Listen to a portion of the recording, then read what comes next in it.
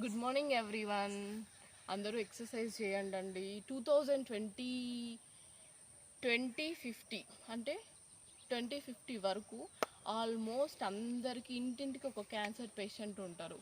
మీకు తెలుసో తెలియదు, యాజ్ పర్ సర్వే ప్రతి ఒక్క ఇంట్లో క్యాన్సర్ పేషెంట్ తయారవ్వబోతున్నారు. సో అది మన వల్లనే, మన మిస్టేక్. మీరు ఏం చేస్తున్నారు, మీరు ఎలాంటి ఫుడ్ తింటున్నారు, ఎలాంటి పాత్రలు యూజ్ చేస్తున్నారు అన్న దాని మీదనే డిపెండ్ అయి ఉంటుంది.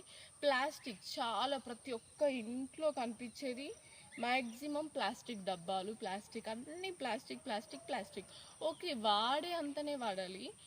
ప్లాస్టిక్ బదులు గ్లాసెస్ వాడండి. గ్లాస్ సీసాలు, అవి పచ్చళ్ళు కూడా ప్లాస్టిక్ డబ్బాలో పెట్టుకొని తింటున్నారండి. అసలు పచ్చళ్ళే తినొద్దు, స్టిల్ అవి తింటున్నారు. అవి తినడం వల్ల క్యాన్సర్ వస్తుంది. సో ఇన్ని ప్రాబ్లమ్స్ ఫేస్ చేస్తున్నప్పుడు ఇంకా ఎందుకు రాదు?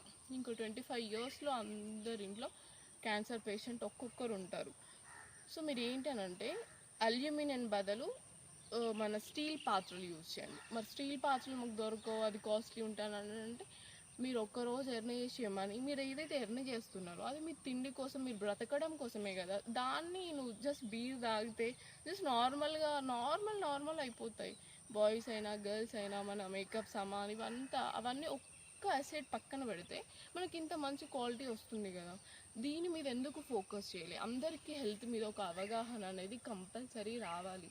నేను అదే ట్రై చేస్తున్నాను. ఏదైతే చెప్పాలనుకుంటున్నానో ప్రతి ఒక్కరు మంచి ఫుడ్ తినండి, మంచి పాత్రలు మెయింటైన్ చేయండి, గ్లాసెస్ యూజ్ చేయండి ప్లాస్టిక్ బదులు.